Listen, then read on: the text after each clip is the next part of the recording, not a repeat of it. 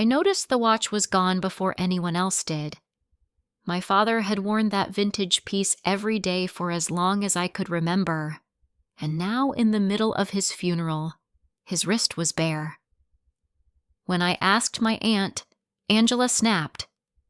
"This isn't the time to accuse people, Violet, but if not now, then when?" And why did she look so prepared for the question?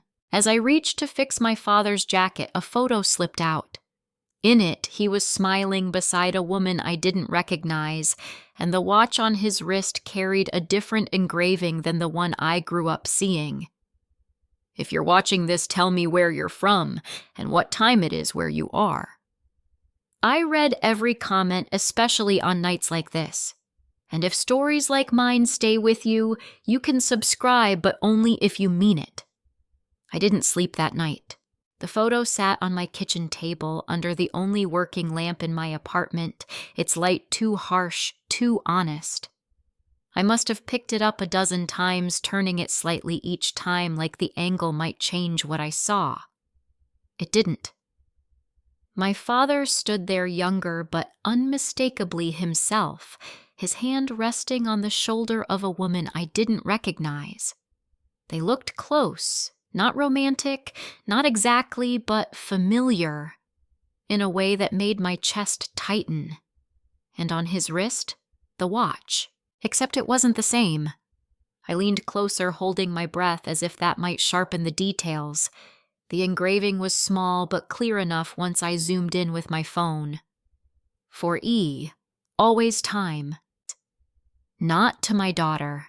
Not the message he had shown me when I was 16, the one he said he'd had engraved just for me after I got into my first college prep program. I remembered that moment vividly, how he had smiled, how he had tapped the glass face of the watch and said, "Time is the only thing nobody can give you more of, Vi. Don't let anyone waste yours." So which one was real? Or worse, had I been remembering it wrong all these years? I set the photo down and pressed my palms against my eyes until everything went dark. But the questions didn't stop. They multiplied. By the time I called Marcus, it was already past 11. He answered on the second ring. "You okay?" No greeting. That was Marcus. Direct, steady. The kind of person who didn't waste time pretending things were fine when they clearly weren't. I found something, I said. A pause. "At the funeral?" "Yes." Another pause, longer this time. "Tell me." I explained it all, the missing watch, Angela's reaction, the photo. I didn't rush. Marcus had been my friend long enough to know when I was holding something back. And right now, I wasn't. I needed someone else to see what I was seeing. When I finished, he exhaled slowly. "Okay, let's separate what we know from what we think we know." I almost laughed. That was exactly how my brain worked too. It was part of why I was good at my job numbers, patterns, inconsistencies. But this wasn't a spreadsheet. This was my father. "Fine," I said. "We know the watch is missing. We know your aunt got defensive immediately," Marcus added. "And we know this photo shows a different engraving than the one I remember." Or he said carefully, "It shows a different watch." I went quiet. Marcus didn't rush to fill the silence. He never did. He let ideas land, let them settle. "You're saying there were two," I asked. "I'm saying it's possible. Especially if the item has value, sentimental or financial. People don't usually insure things like that unless they matter." My stomach tightened. "You think this is about money?" "I think," he said, choosing his words, "that when people die, the meaning of their belongings changes for the people left behind." That sounded like something he'd learned the hard way. I picked up the photo again, tracing the edge with my thumb. "I don't remember him ever mentioning anyone named Eleanor," E. Marcus said. "That's what the engraving suggests." "I would have remembered," I insisted. "He told me everything that mattered." The moment the words left my mouth, I felt something shift. Not because I suddenly believed they were wrong, but because I couldn't prove they were right. Marcus heard it too. "Maybe he told you what he thought you needed," he said quietly. "That didn't sit well. My father didn't hide things from me." You sure I closed my eyes again, but this time I didn't press hard enough to block anything out. Memories slipped through anyway. Conversations cut short. Phone calls he'd taken in another room. The way he sometimes paused before answering simple questions like he was choosing between versions of the truth. "I don't know," I admitted.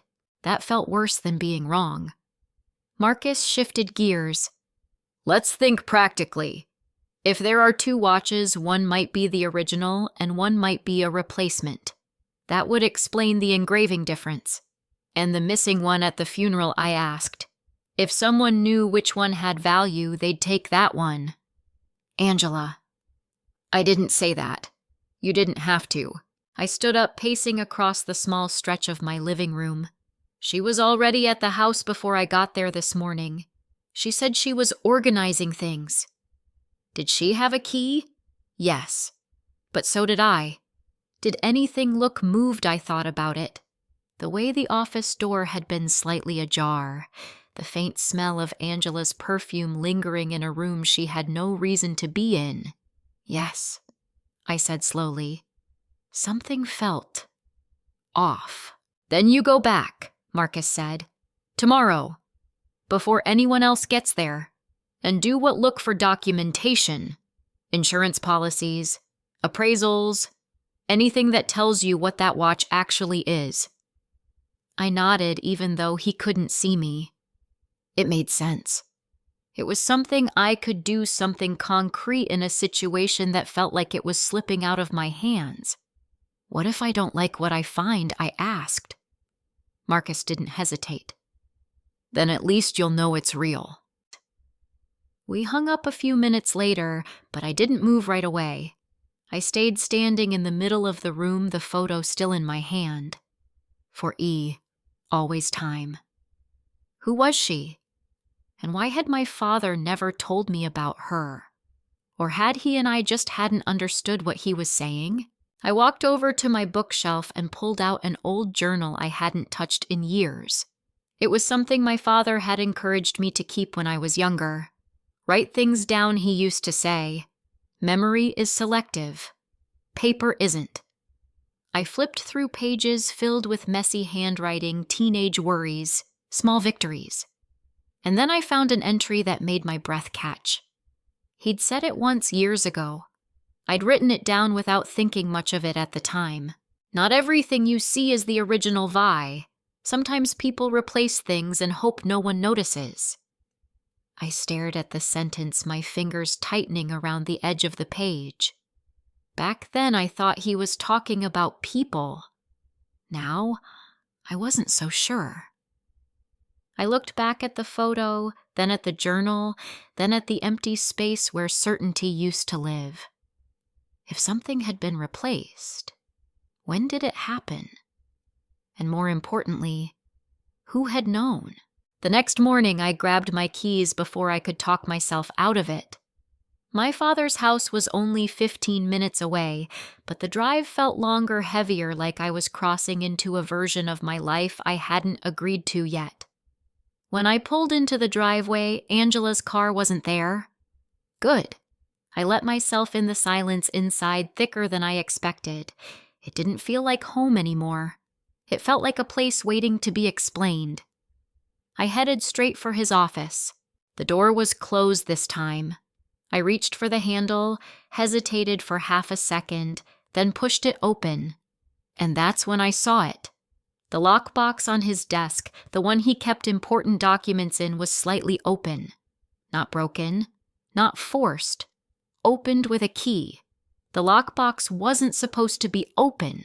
My father had always been careful with things like that. Not paranoid, just deliberate. He believed in systems, in knowing exactly where something was and why it was there. So seeing that lid lifted even just a fraction felt wrong in a way I couldn't explain.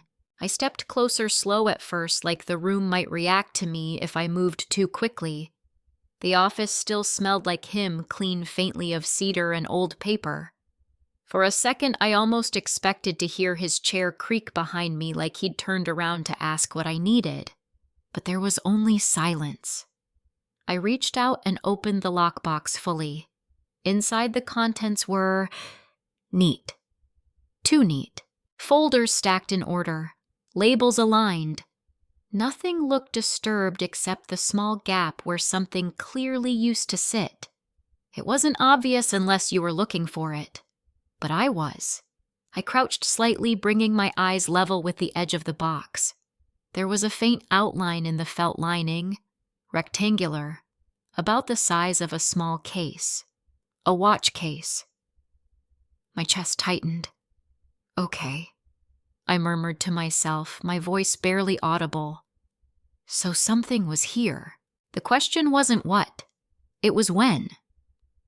I started going through the folders one by one, careful not to shift anything more than necessary. Financial statements, tax documents, property records, all organized with the kind of precision I had inherited from him. And then I found it. A thin folder labeled Personal Articles, Insured. I pulled it out and opened it on the desk. Inside was a single-page document from an insurance company. The letterhead was familiar. I'd seen similar forms before in my own work. High-value item coverage, usually reserved for things that needed separate writers beyond standard policies. My eyes moved quickly across the page. Item vintage wristwatch. Limited production series appraised value, $187,000. Date of last appraisal. 8 months ago, I stopped there. That number didn't make sense. My father had never been careless with money, but he also wasn't extravagant. He wore the same watch every day, sure, but I had always thought of it as sentimental, not this. Almost $200,000. I kept reading. Insured party Daniel Scott, primary beneficiary, Eleanor Whitmore. I felt the shift again. That quiet internal drop like a floor giving way under something I had been standing on without realizing it. Eleanor Whitmore. The same initial. The same engraving. For E, always time. I let out a breath I didn't realize I'd been holding. So she's real, I said quietly. And more than that, she mattered. I flipped the page, hoping for more details. There was a note at the bottom typed in smaller font. Item replaced once per client request. Documentation attached. My fingers tightened slightly on the paper. Replaced. I looked back at the lockbox, at the empty space, at the careful arrangement of everything else. Someone had taken something from here, and they had done it cleanly. I checked the rest of the folder, but the attached documentation wasn't there, just a paper clip where something had once been. Removed. Of course, I muttered. I straightened my mind, already moving ahead, trying to connect what I had with what I'd seen yesterday. 2 engravings, 2 possible watches, 1 insured, 1 maybe not. And Angela. I turned toward the door just as I heard it open behind me. You're early. Her voice was calm. Too calm. I didn't jump, but I didn't turn right away either. I let a second pass, then another before I faced her. Angela Brooks stood in the doorway like she belonged there. Which, technically, she did. She'd been my father's sister for longer than I'd been alive. But there was something in the way she held herself now, something measured, controlled. I didn't know I needed an appointment to be in my father's office, I said. You don't, she replied, stepping inside. But most people don't come back the morning after a funeral to dig through paperwork. Her eyes flicked briefly to the open lockbox, then back to me. Not surprised, just assessing. I'm not most people, I said. No, she agreed. You never were. It wasn't an insult. Not exactly. But it didn't feel like a compliment either. I held up the document. You want to explain this? She glanced at it, then at me again. Her expression didn't change much, but something in her posture shifted just slightly. That's insurance paperwork, she said. I can read, I replied. What I don't understand is why someone named Eleanor Whitmore is listed as the beneficiary. Angela folded her arms loosely. Your father had a life before you, Violet. I'm aware. Then you should also be aware that not every part of that life was your business. There it was, that tone. The one that made things sound reasonable while quietly telling you to stop asking questions. I took a step closer. The part where a 6-figure asset is insured under his name but assigned to someone I've never heard of? That feels like my business now. Angela's gaze hardened just for a second. You're upset, she said. That's understandable. But you're connecting things that don't necessarily belong together. Really? I tilted my head slightly. Because it looks pretty connected from where I'm standing. I gestured toward the lockbox. Something was taken from here, I said. Something that matches the description in this policy. And it happened before I got here yesterday. Angela didn't look at the box this time. She looked at me. You're making assumptions, she said. Then correct them. A beat passed between us. Not long, but long enough. Then she exhaled just slightly. Your father asked me to help him organize things before he passed, she said. That included valuables. Define organize. Secure them. Make sure they weren't misplaced. Or worse. Worse like what I asked. Someone taking them. She didn't answer that directly. Instead, she said, not everything in that house was meant to stay there. That was new.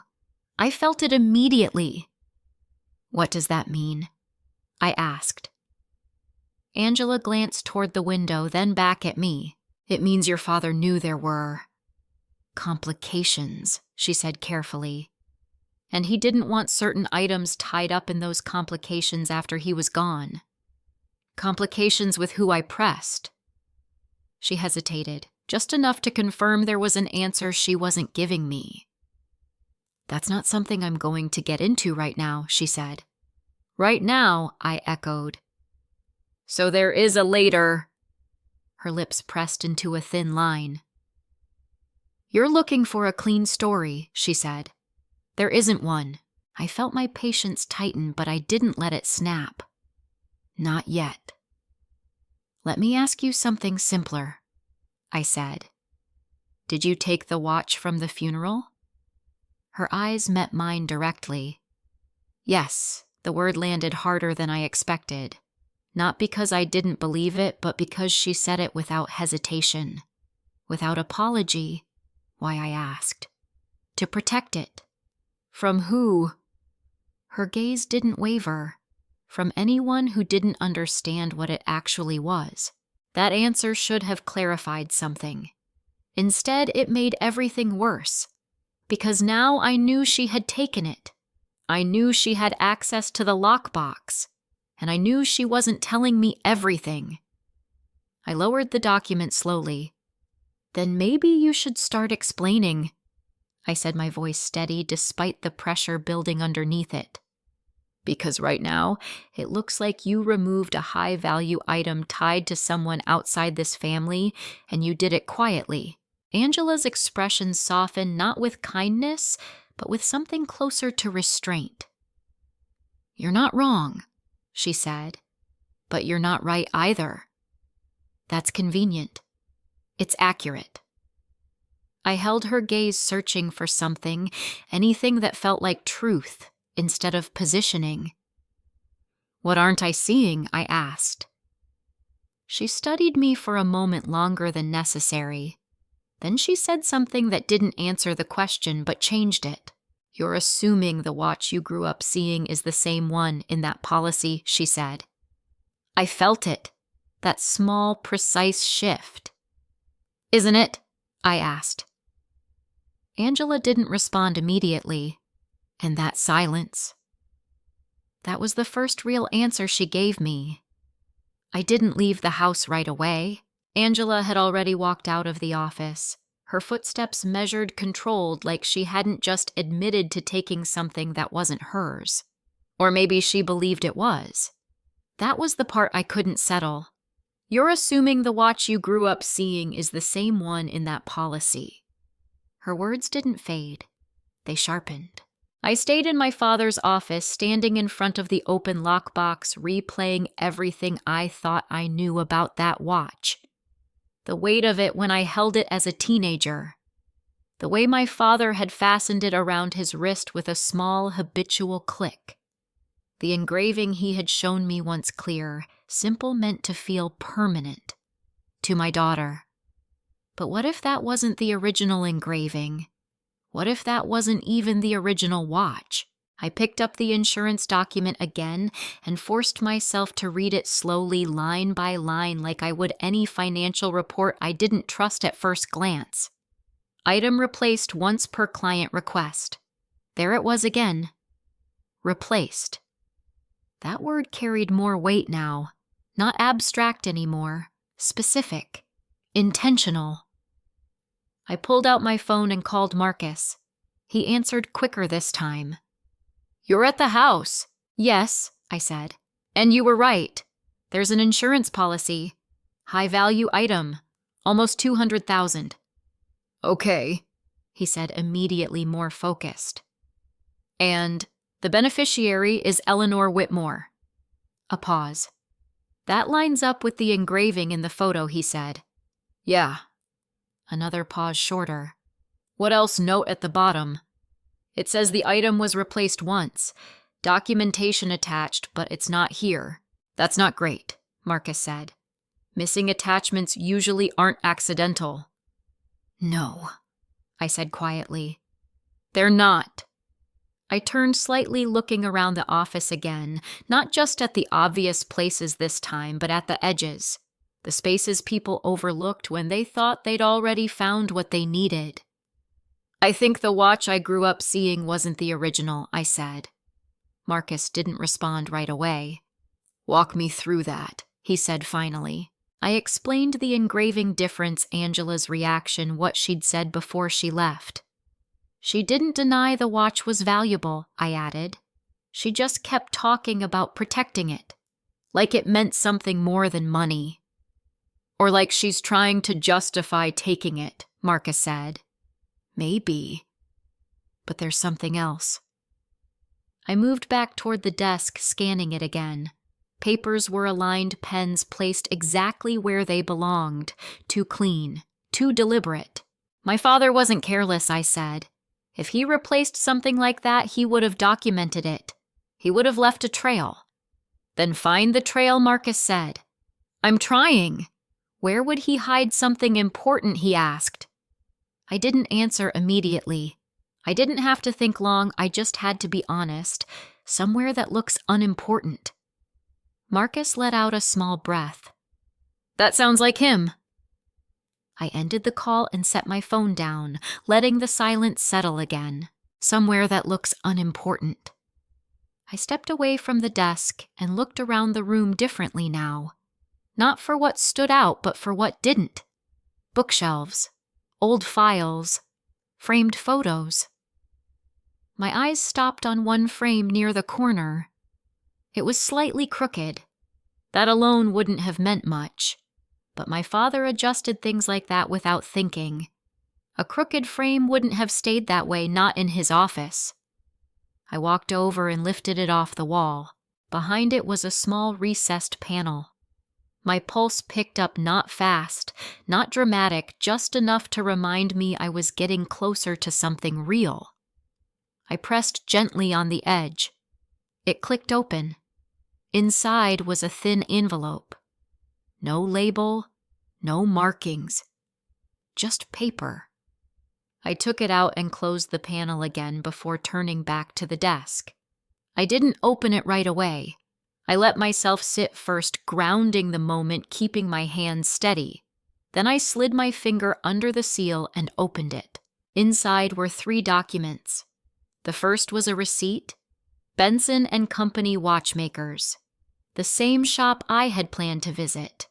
Date 6 months ago. Service authentication and restoration.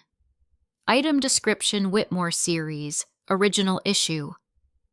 I exhaled slowly. Original. The second document was an appraisal. Higher than the insurance value I had just seen, which meant the policy hadn't even been updated recently or someone had chosen not to increase it. And the third I stopped. It wasn't a formal document. It was a photo. Different from the one I had found at the funeral. In this one, my father stood alone. The same watch on his wrist, the same engraving I had seen in the first photo. For always time. But this time there was something else. A small inscription on the back of the photo, handwritten. Not in my father's handwriting. I turned it over carefully and read it. You promised you'd keep it safe. E. I stared at the words longer than I meant to. This wasn't just a gift. It was an agreement. I leaned back in the chair, letting the pieces shift into a new shape. The original watch belonged to Eleanor Whitmore. At some point, my father had taken responsibility for it. Maybe temporarily. Maybe permanently. I didn't know yet. But at some point after that, he replaced it. And the version he replaced it with was the one I knew, the one with my engraving. To my daughter.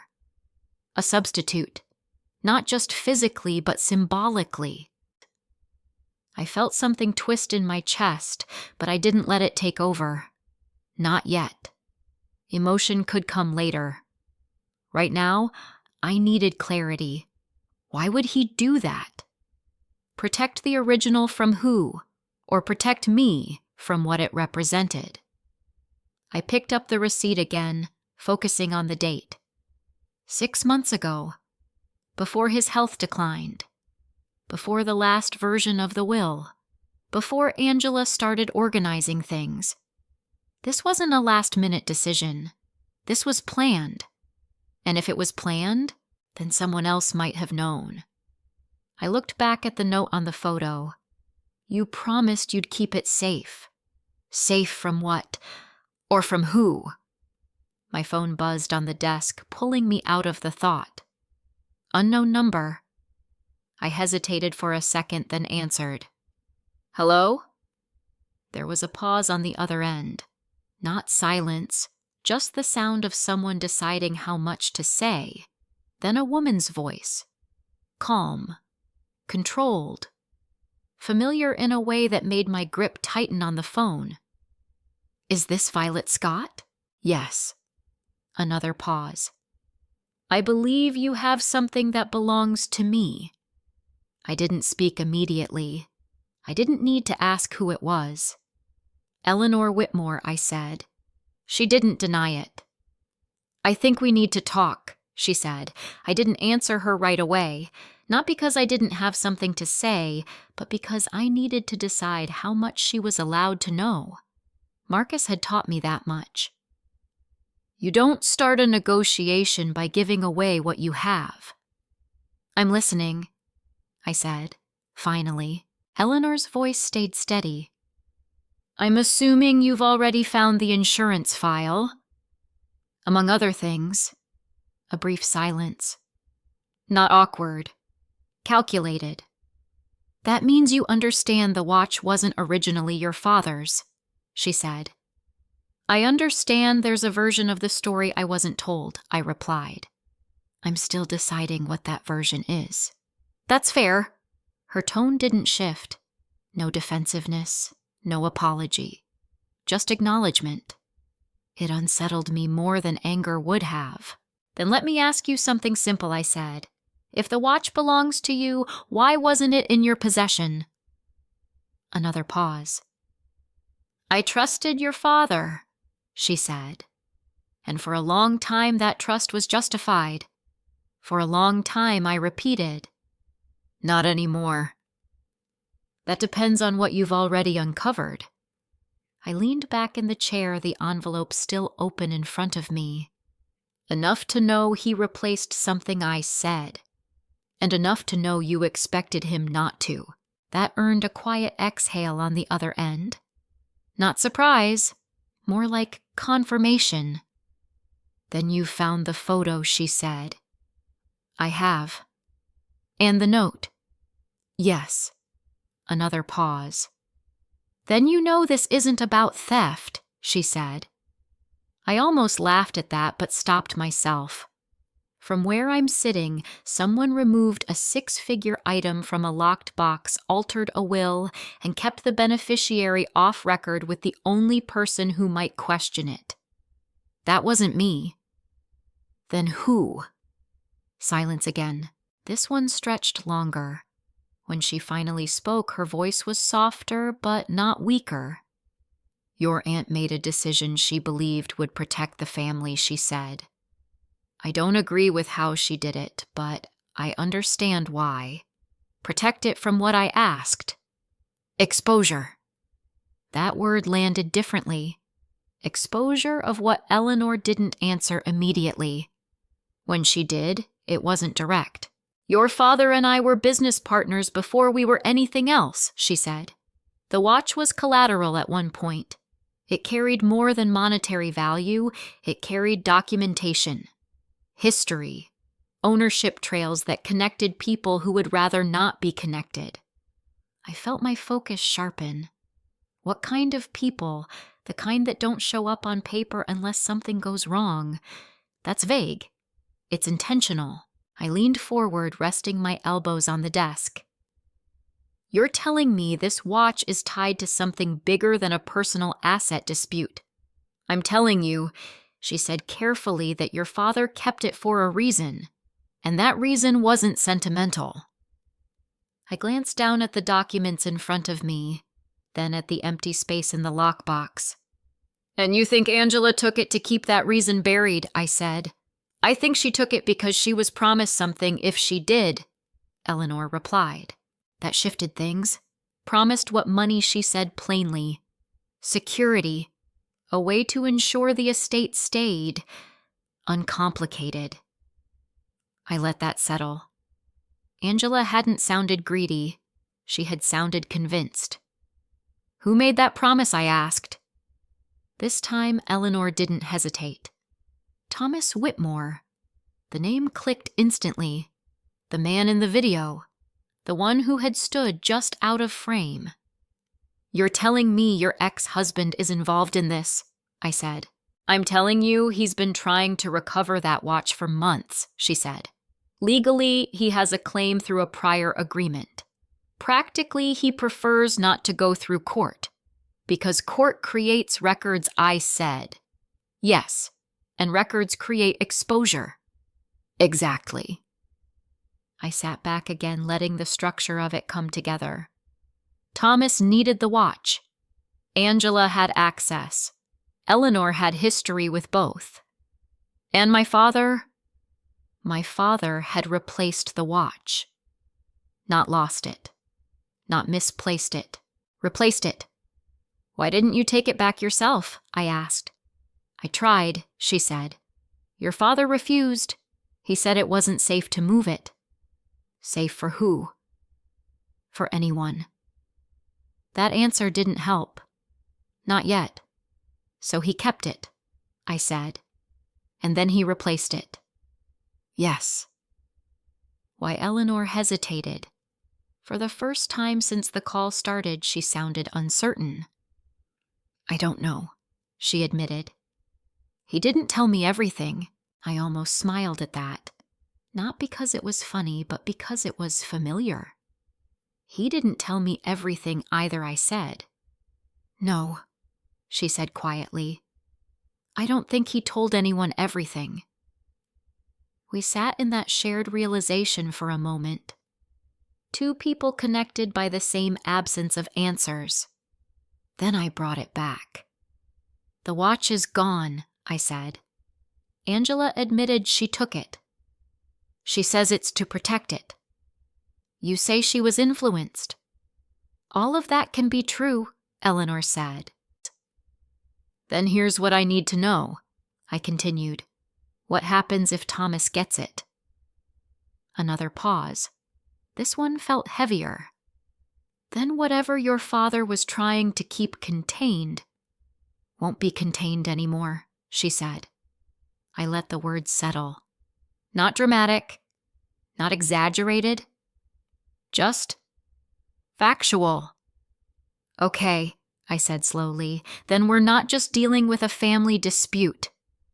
"No," she said, "we're not." I looked down at the photo again. For E, always time. "You said we need to talk," I said. "In person." "Yes. Where I'll send you an address," she said. "Public place, neutral ground." "Good." "And Violet." I didn't respond right away. "Yes." "Don't bring the documents," she said. "Not yet. That was the first request she'd made, and the first one I didn't trust." "We'll see," I said. I ended the call before she could respond.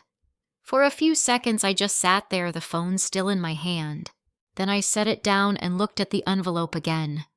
Receipt, appraisal, photo, pieces of something my father had tried to manage without fully explaining. Something Angela had tried to control. Something Thomas was trying to recover.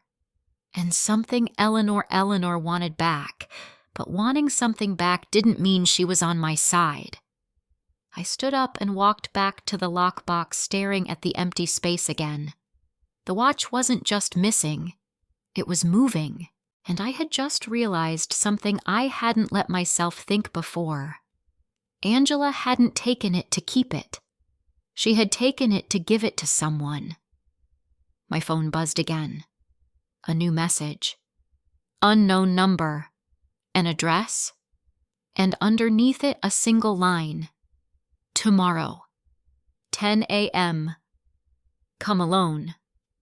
I stared at the screen for a moment longer than necessary. Then I locked the phone and slipped it into my pocket. If this was a negotiation, I needed more than questions. I needed leverage. And right now, I didn't know if I had enough. I didn't go home after that. Instead, I drove straight to Benson & Co.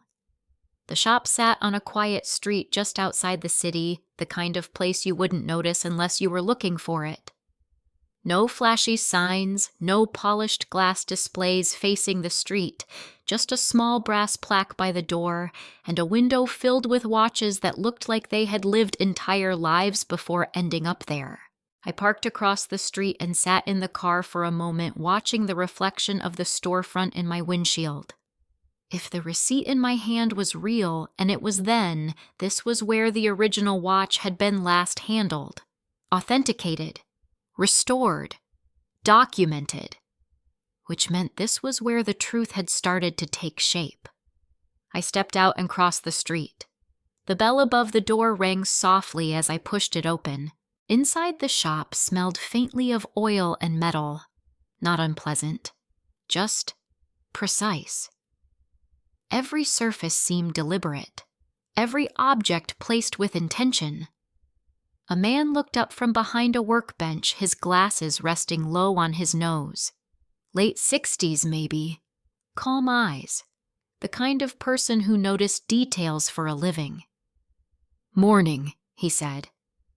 "What can I help you with?" I pulled the folded receipt from my bag and placed it on the counter between us. "I'm looking for information about this," I said. He didn't touch it right away, just glanced at it, then at me, then back at the paper. 6 months ago, he said. "You were a little late.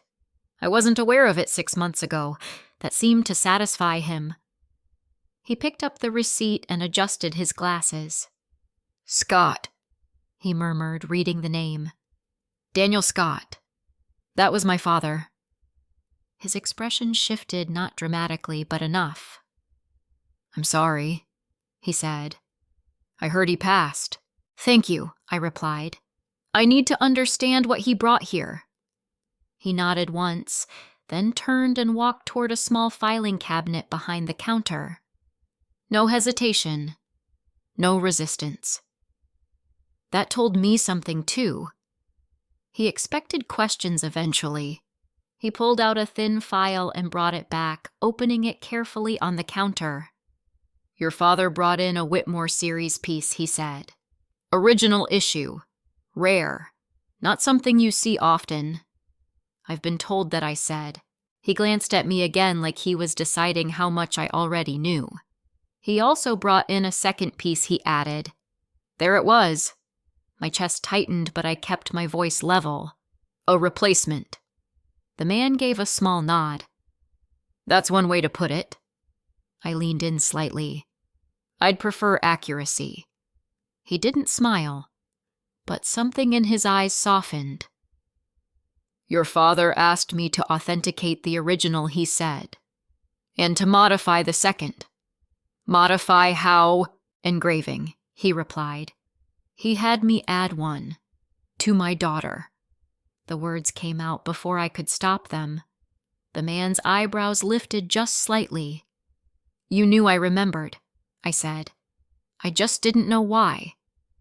He nodded slowly like that answer fit. "Your father was very specific," he continued.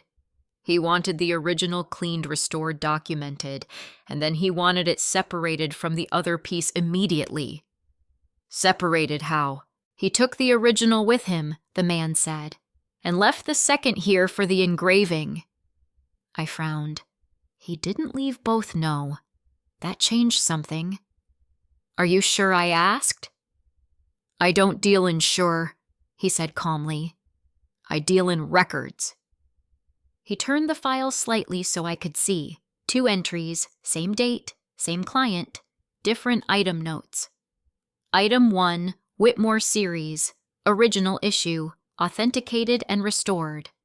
Item 2, replica base, engraving added per client request. Replica. The word settled differently than replacement. "Why a replica?" I asked. The man looked at me for a moment before answering. "Because your father didn't want the original to be visible," he said. "But he didn't want its absence to raise questions either." I leaned back slightly. "So he created a version people would recognize," I said, "and kept the real one hidden." "Yes, and only a few people knew the difference." The man didn't answer that directly, but he didn't need to. "Did anyone else come here about that watch?" I asked. He hesitated this time. "Just a fraction."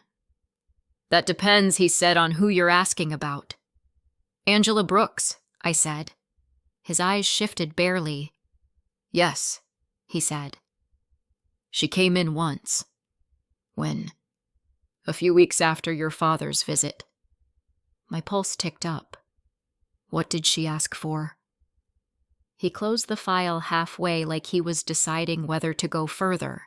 "She wanted confirmation," he said, "about which one was real." "And you told her I told her what I tell anyone who asks about a client's property," he replied.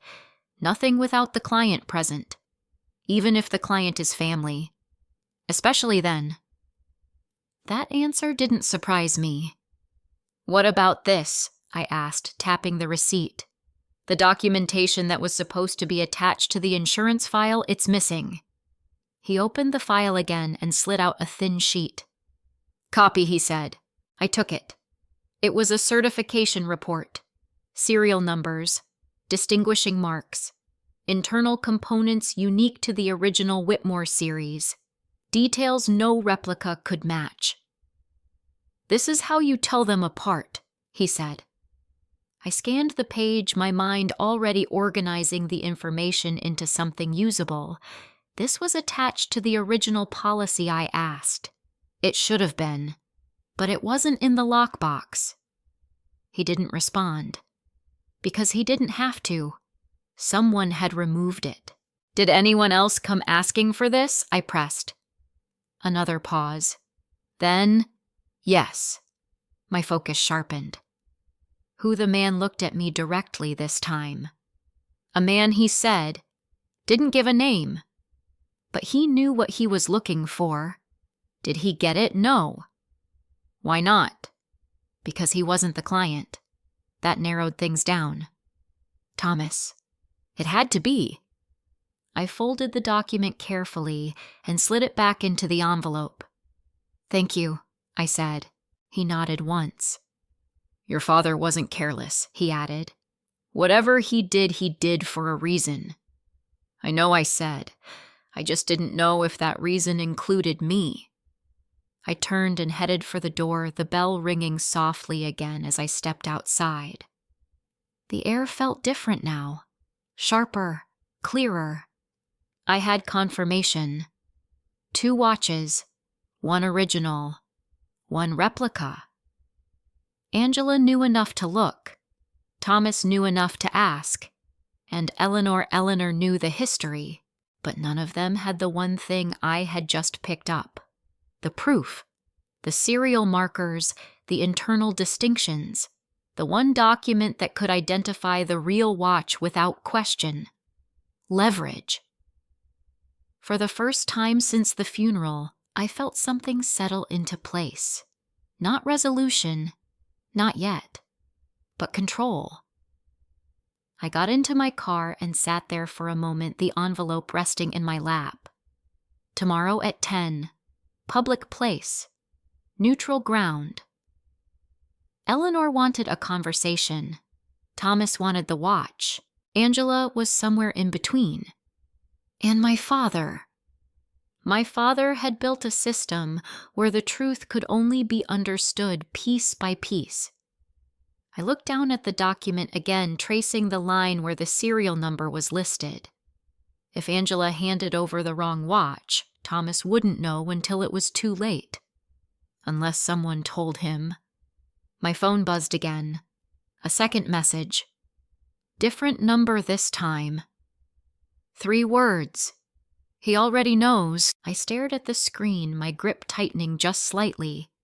Then another message followed. And he's watching you. I didn't drive away right away. The message sat on my screen like it belonged there, like it had been waiting for me to catch up. He already knows.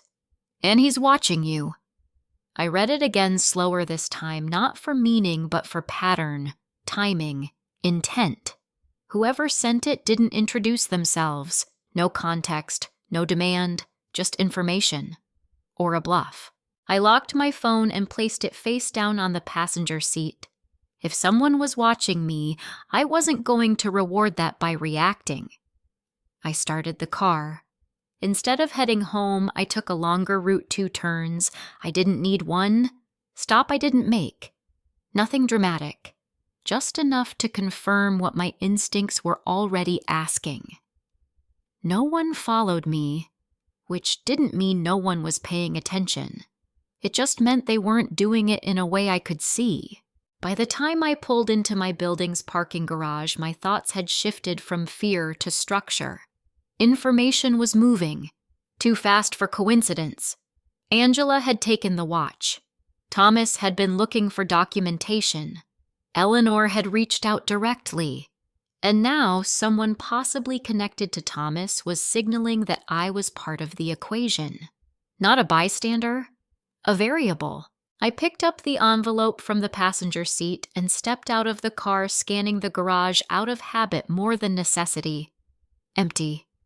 Quiet. Good. Inside my apartment, I locked the door, set the envelope on the table, and finally allowed myself to sit. Not to rest. To think. I laid everything out in front of me again. The receipt. The appraisal, the certification sheet from Benson and Company, the photo with the note on the back, and the absence, the empty space in the lockbox. That mattered as much as anything else, because whoever had the original watch now had something they didn't fully understand. I picked up the certification sheet again. serial markers, internal structure.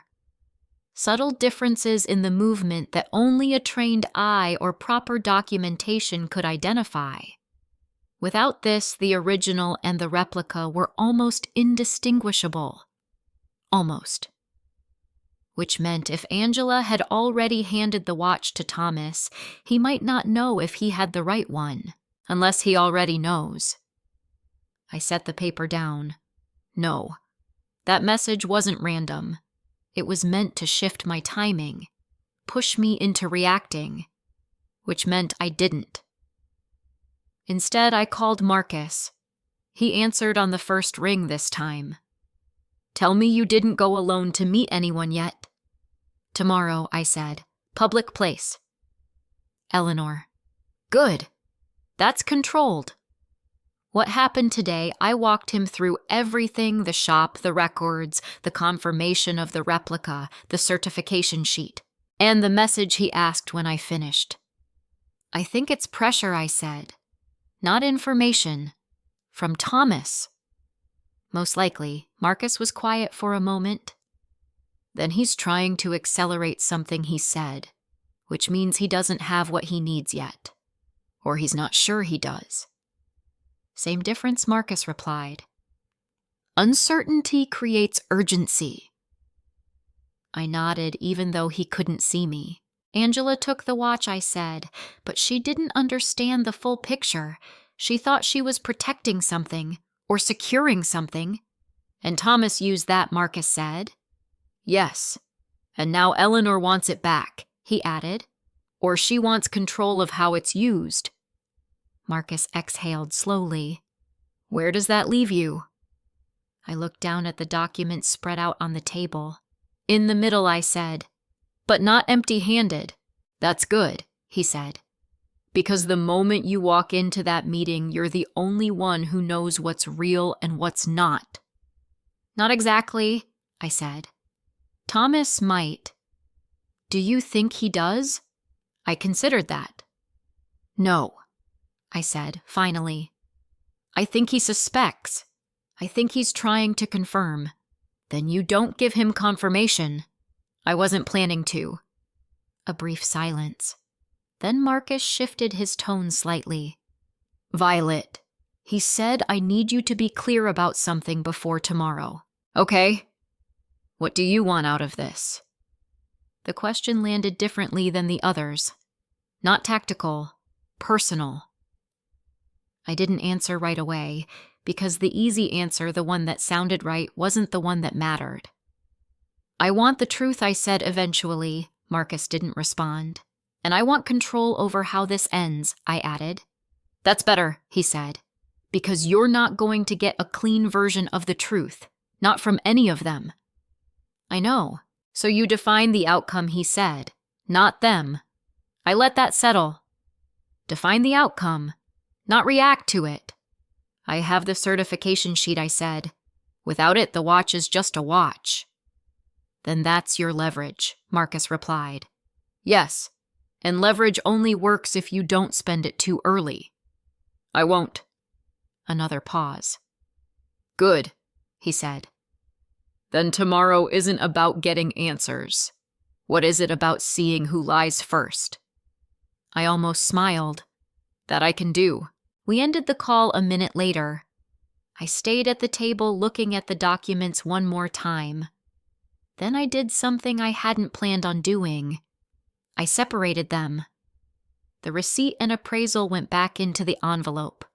The photo I kept out, and the certification sheet I folded at once carefully and slipped it into a different folder. Not hidden, not obvious, just relocated. If someone came looking, they wouldn't find everything in one place. I stood up and walked to the window looking out over the city. Lights scattered across the buildings, each one marking a space where someone was living their own version of a complicated story. My father had managed this one quietly, carefully, without forcing it into the open. I understood that now. This wasn't about exposing everything. It was about controlling what got exposed and when. My phone buzzed again. Same unknown number. One new message. Tomorrow won't be neutral. I stared at it for a moment. Then I typed back. Nothing ever is. I didn't wait for a response. I turned off the light, leaving the documents where they were, and headed to bed, not because I felt calm, but because I needed to be clear. Tomorrow wasn't about walking into a conversation. It was about stepping into a structure that had already been built. And for the first time, I wasn't walking in blind. I got there 10 minutes early. The address Eleanor sent led to a quiet cafe just off Michigan Avenue. Not trendy, not empty, somewhere in between. The kind of place where people met to talk without drawing attention to the fact that they were talking. Neutral ground, or at least that was the idea. I didn't go inside right away.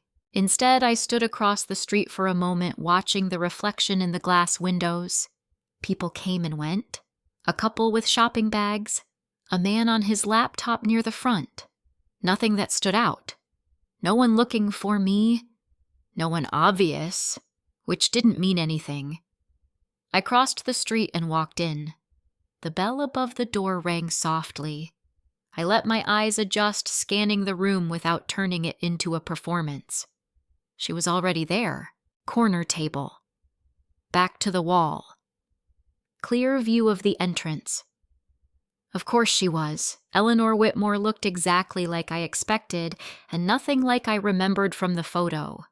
Older, yes, but composed in a way that didn't feel like age had taken anything from her. If anything, it had refined her.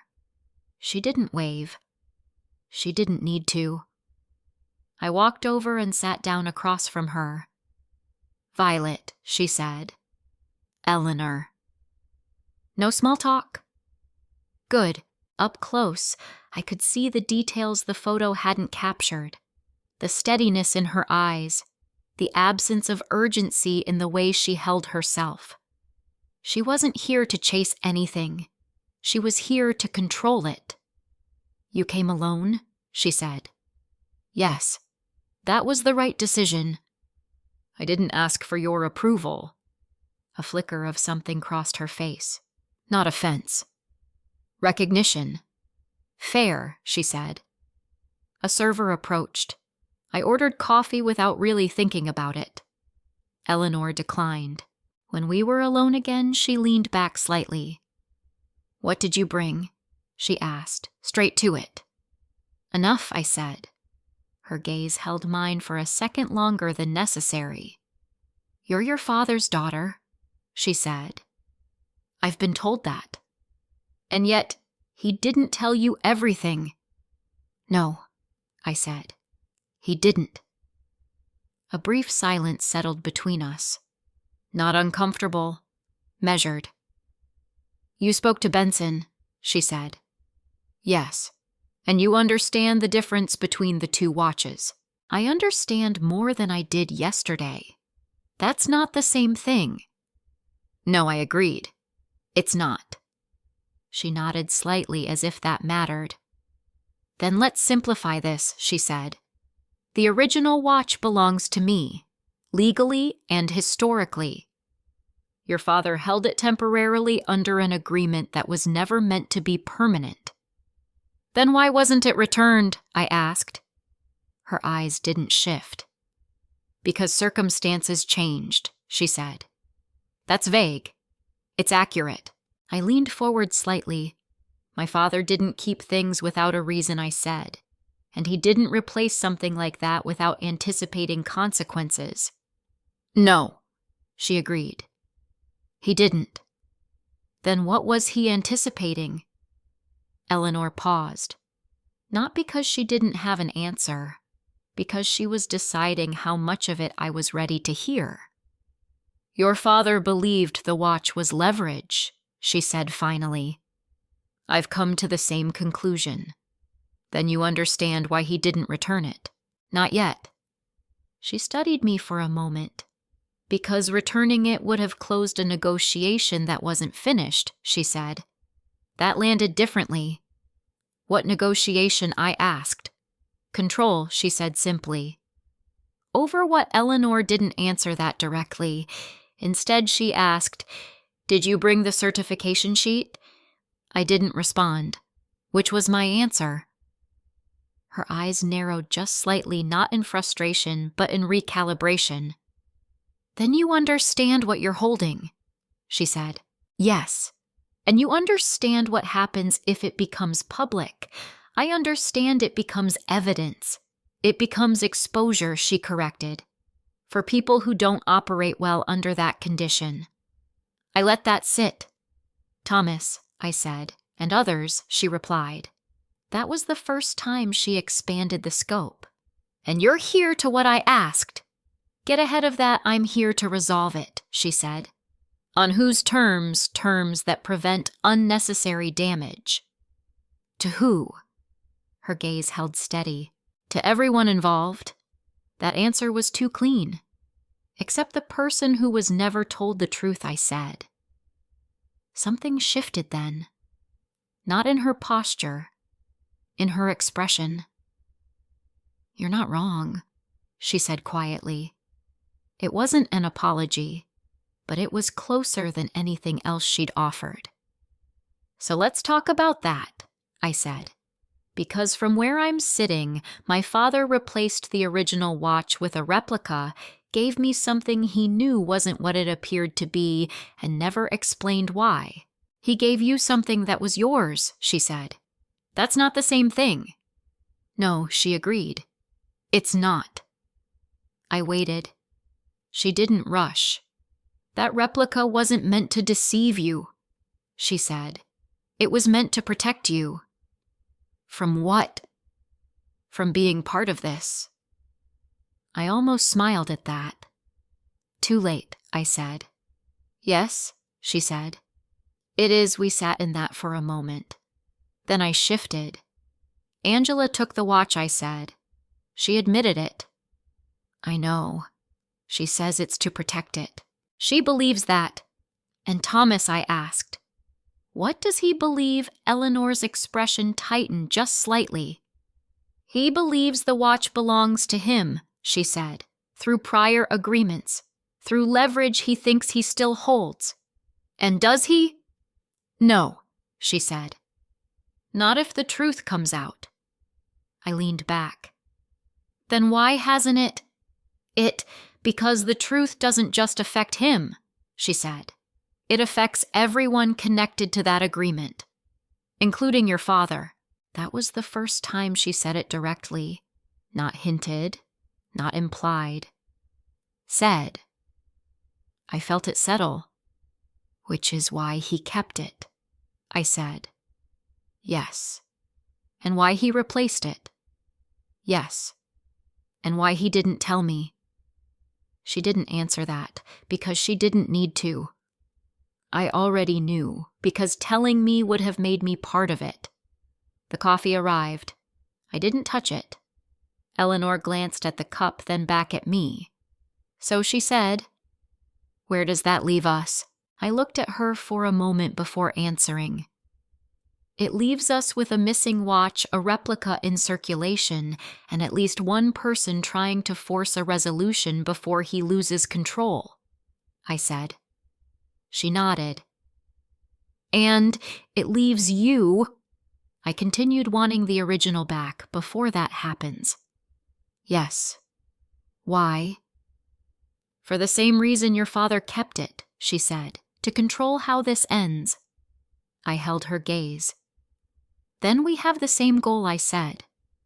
"Do we?" she asked. I let a small pause settle between us. Then I said, "That depends on what you're willing to trade for it." Her eyes sharpened. There it was. The shift. From conversation to negotiation. Before she could respond, my phone buzzed. I didn't look at it right away, but when it buzzed again, I did. One new message. Unknown number. Check the news. I opened it. A local alert. Burglary reported. Private residence. Daniel Scott's home. Time of incident 30 minutes ago. I looked up at Eleanor. Her expression had changed. Not panic, but something close. "They're not waiting anymore," I said. For a second, neither of us spoke. Not because there was nothing to say, but because we both understood exactly what it meant. "They went back to the house," I said. Eleanor's gaze didn't leave mine. "Or they realized you already had something worth taking." That landed faster than I expected. "They won't find what they're looking for," I said. "That depends," she replied. "On whether they know what to look for." I reached for my phone again, pulling up the alert. It was brief, no details, just enough to confirm that someone had forced entry into my father's home less than an hour ago. Too soon to be random. Too targeted to ignore. "They're accelerating," I said. "Yes," Eleanor agreed. "Because they've lost certainty." I looked back at her. "Thomas," I said. "Thomas," she confirmed. I leaned back slightly, letting the pieces align. "He doesn't know if Angela gave him the right watch," I said. "He doesn't know what I found, so he's trying to remove variables." "Which makes you one of them," Eleanor said. "I've noticed." A brief silence settled again. This one felt different. Not cautious. Focused. "So we stop reacting," I said. Eleanor watched me carefully. "What does that look like to you?" "It looks like we control the next move," I replied. "Not him." She didn't respond right away. Good. That meant she was thinking. "Go on," she said. I placed my phone on the table screen facing down. "He wants confirmation," I said, "about the watch, about the documentation, about what I know." "Yes." "So we give him something." I continued. "Just not the thing he's asking for." Eleanor's eyes narrowed slightly, not in disagreement, but in calculation. "A controlled release," she said. "Exactly." "And what would you release?" I held her gaze. "The fact that I know there are two watches," I said, "and that I can prove which one is real." She considered that. "That increases pressure," she said. "On him," I replied. "Not on us." "And what does he do with that pressure?" "He makes a mistake," I said. Eleanor leaned back slightly, folding her hands together. "That's optimistic," she said. "No," I replied. "It's structured." She almost smiled at that. "Almost." "And what's the mistake?" she asked. "He moves the watch," I said. "Or he tries to verify it through someone he shouldn't, which gives us a trace." "Yes." Eleanor was quiet for a moment. Then, "And Angela?" she asked. I didn't hesitate. "She's already moved," I said, "whether she realizes it or not." Eleanor's gaze sharpened slightly. "You think she's already handed it over?" "I think she believed she was securing it," I said. "But she doesn't understand the difference between securing and surrendering." "That's harsh. It's accurate." Eleanor didn't argue, because she knew I was right. "So you're proposing we draw him out," she said. "Yes." "And then what?" That was the part I had been building toward. I reached into my bag and pulled out the photo, the one with the handwritten note. I placed it on the table between us. Eleanor's eyes dropped to it immediately. Recognition. Not surprise. Not confusion. Recognition. "You kept this," she said quietly. "Yes." Her fingers moved slightly toward it, but she didn't touch it. "Do you know why that matters?" she asked. "I know it ties you to the original watch," I said, "and to my father's decision to keep it." "It does more than that," she said. I waited. She looked up at me again. "It proves intent," she said. "Not just possession." That clicked. Intent mattered. legally, strategically. It changed how everything could be argued. Then it's not just leverage, I said. No, she replied. It's protection. I let that settle. Then I said the part that shifted everything. I'm not giving the watch to you, I said. Eleanor didn't react immediately. Good. That meant she understood this wasn't impulsive. I didn't expect you to, she said. I'm also not giving it to Thomas, I added. That would be a mistake. I agree. A small pause. Then what are you doing?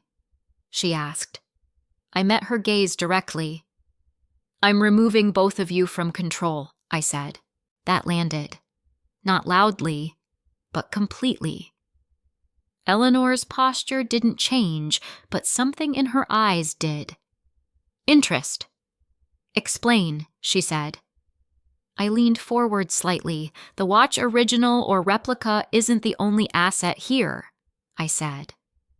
The documentation, the history, the intent, that's where the real control is. Yes, and right now the only person who can connect all of that in a way that holds up legally is me.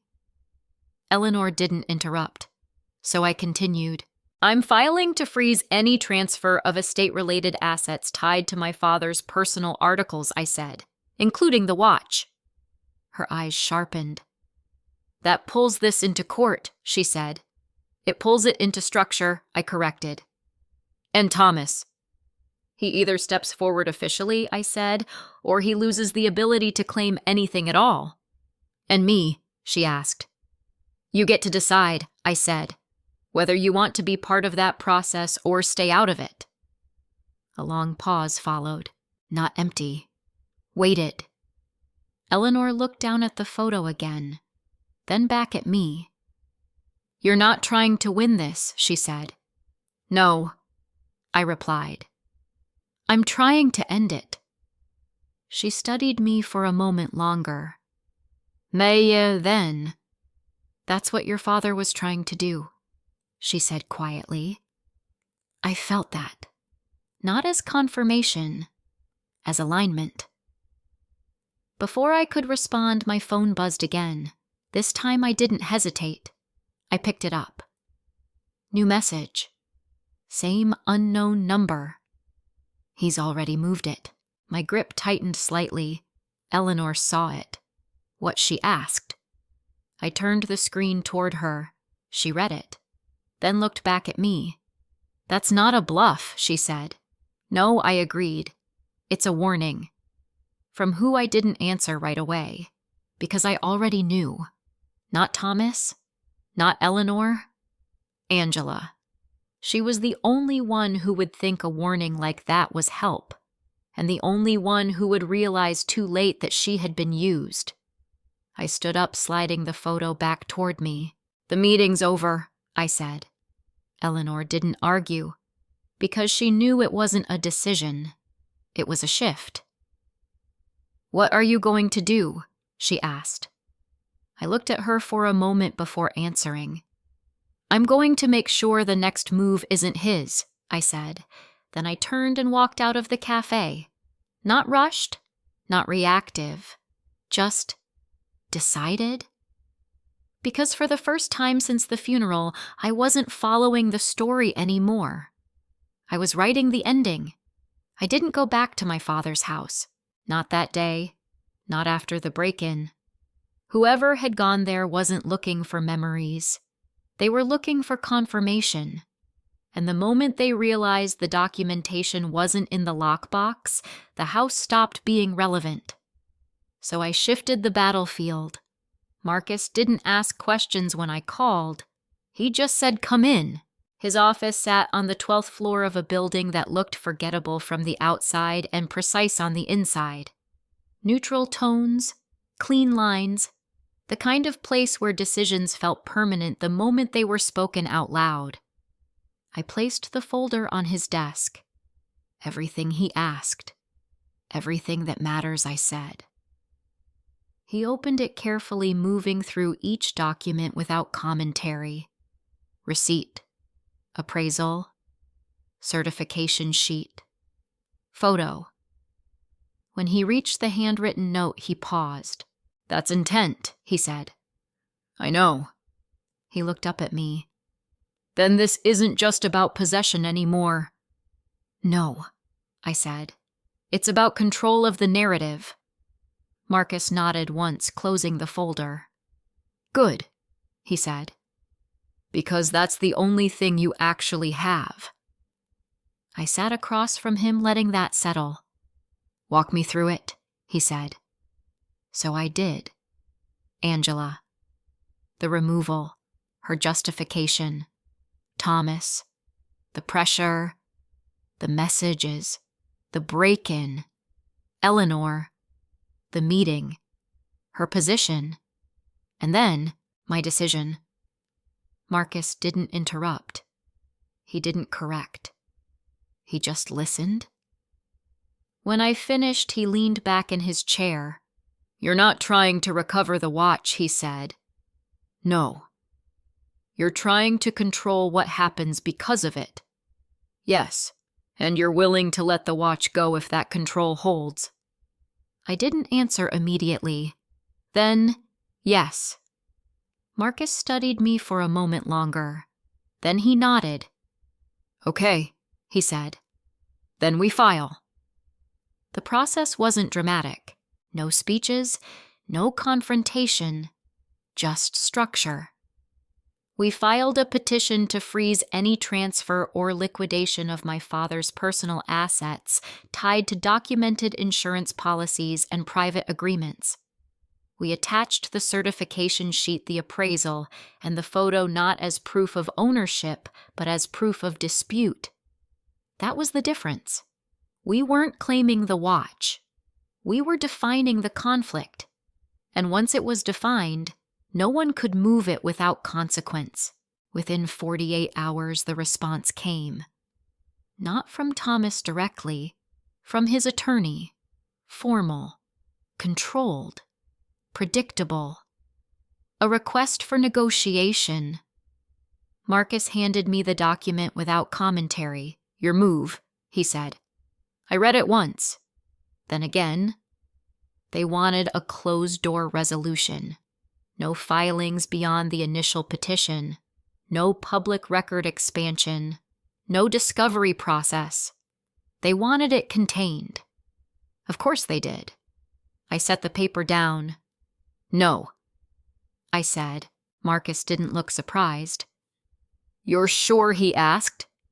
"Yes." "Then you understand what happens next." "Yes," I said. "It becomes public. And that affects everyone."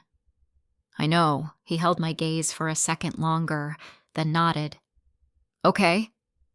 The second filing was heavier, more detailed. It introduced the concept of misrepresentation, of asset substitution, of potential coercion tied to estate modification. Not accusations, structures. Enough to force a response under oath. That was all it needed to do. The calls started that afternoon. Angela first. Her voice wasn't controlled anymore. "Violet." "What are you doing?" she asked. "This is getting out of hand." "No." I said calmly. "It's getting defined. You don't understand what you're pulling into the open. I understand exactly what I'm doing.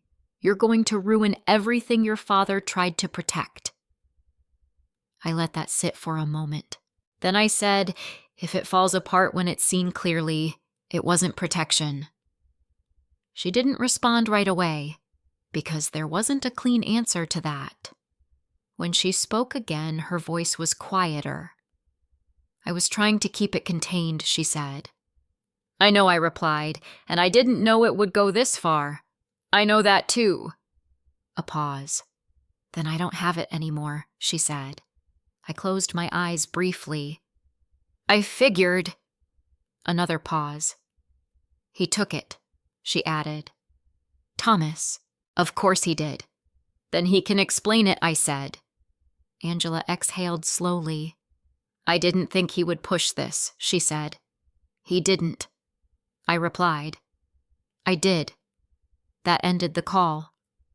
Eleanor reached out next. Not by phone. By message. I assume you've chosen your path. I replied. I've chosen structure. Her response came minutes later. Then we'll see how it holds. That was the last I heard from her directly. Thomas never contacted me. He didn't need to. His attorney handled everything. Requests, counter-requests, attempts to narrow the scope. Marcus declined most of them. Not aggressively, precisely. And then, the shift. It didn't come from a dramatic reveal. It came from a simple submission. A document filed by Thomas's side. An attempt to assert ownership. With it evidence, incomplete. Contradictory. Enough to expose the gaps. Enough to show that what he claimed didn't fully align with what existed. That was all it took. Not a courtroom speech. Not a confrontation. Just misalignment. From there it unraveled quietly. Negotiations shifted. Positions softened. Language changed. Not because anyone admitted fault, but because no one could maintain certainty. In the end, the resolution didn't look like a victory. No headlines, no declarations. The watch. The original was returned to Eleanor under supervised agreement. The replica. The one I had grown up believing was real. Stayed with me, not as a replacement, as a boundary. Angela stepped back. Not removed, not erased. Just repositioned. And Thomas. He disappeared from the process the moment it became something he couldn't control. That was the closest thing to an outcome I was ever going to get. A few weeks later, I went back to my father's house. Not to search, just to sit. The office felt different. Not empty, not resolved. Just honest. I opened the drawer where he used to keep small things. Pens, notes, keys, and I placed the replica watch inside. Carefully, not hidden, not displayed. Just where it belonged now. I didn't need to wear it to remember him, and I didn't need to hold on to it to understand what he had done. He hadn't lied to me. He had drawn a line between what I needed to know and what I didn't. I understood that now. Not completely, but enough. And for the first time since the funeral, that was enough. The hardest part about being betrayed by family isn't the loss of trust. It's the quiet realization that trust was never shared equally to begin with. When I look back at everything that happened, I don't see a single villain. I see people making decisions under pressure, some out of fear, some out of greed, and some out of a belief that they were protecting something larger than themselves. But protection without clarity turns into control, and control when it's hidden becomes manipulation. What I learned wasn't how to win. It was how to stop participating in something I didn't choose. Setting boundaries didn't fix my family. It didn't restore what was lost. But it gave me something I hadn't realized I was missing. Ownership of my own decisions. There's a difference between forgiveness and access. You can understand why someone did something without giving them the same place in your life afterward. If you've ever been in a situation where family blurred those lines, where love and control felt interchangeable, I'd be interested to hear how you handled it. And if stories like this stay with you, you already know what to do next. This is a fictional story created for entertainment, education, and reflection.